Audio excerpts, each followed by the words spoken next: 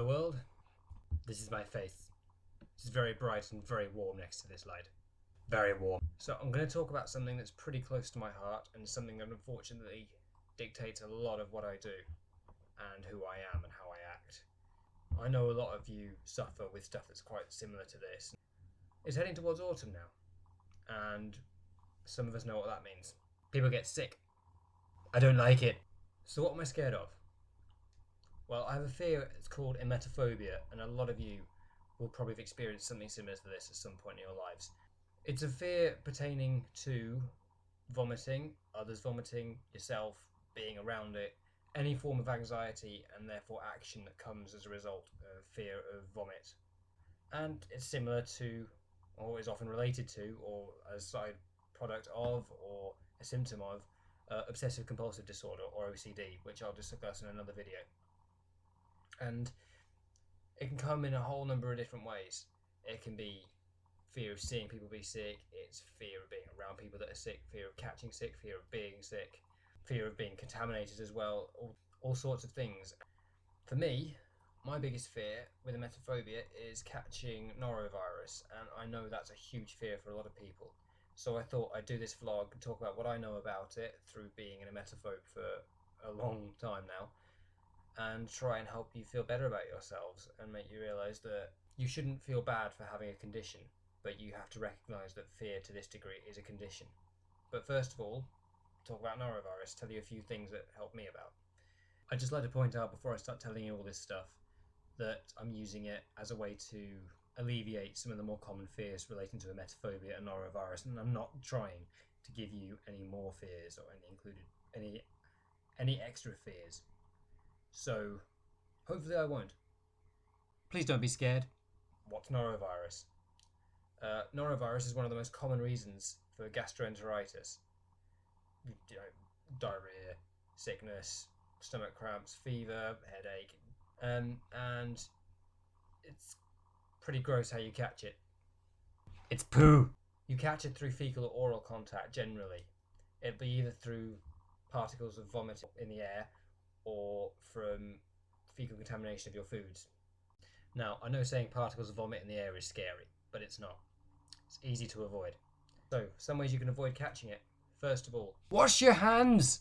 Keep them clean, that's the most important thing. How else can you get poo in food? I really hope none of you are actually pooing in food.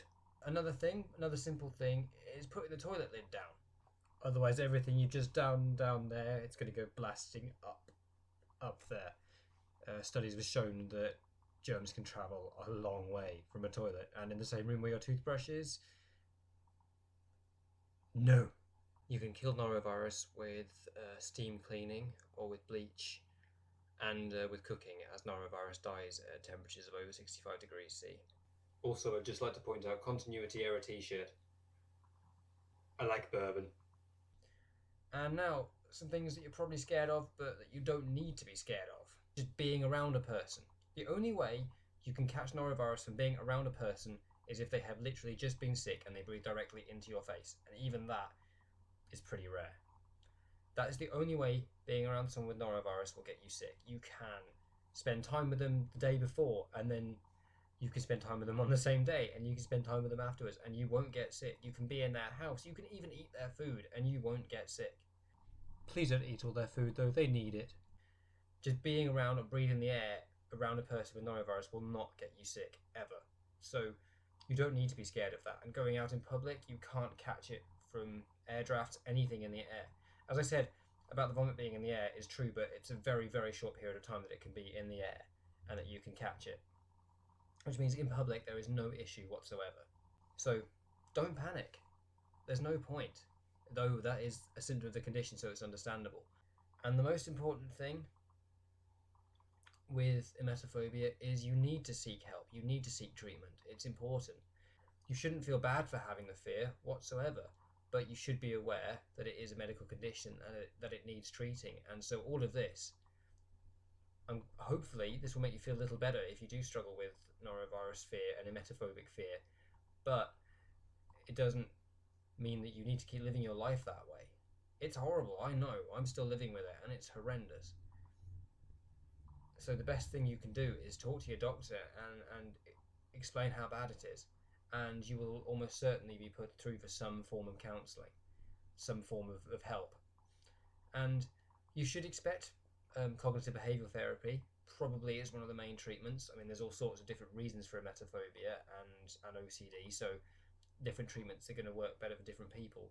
But you will never be put in a situation where you are forced to vomit, because vomiting isn't a normal thing. Vomiting happens when you're ill, and so there'd be no point in trying to make you do that. So CBT and treatment for emetophobia is not scary. And one of the things you have to remember as well is that knowing too much can be a bad thing. If you're aware of how norovirus works, then that can almost make you more scared because you know where the potential places it can come from are. So the main thing is use this for some comfort if you're struggling, but don't take it in a way as a way to live your life, because it isn't. It's no good being scared all the time, and that's what you need your treatment for. And as I've said before, don't feel bad for being scared all the time, but please seek some help, because this is not a fun condition to live with. I've used, hopefully, reputable sources for everything that I've got, and they'll all be linked in the description down here, or wherever YouTube's putting it these days. I don't know. And thank you for listening. Please like and subscribe. That would be nice. And hopefully I'll see you soon. Okay, goodbye.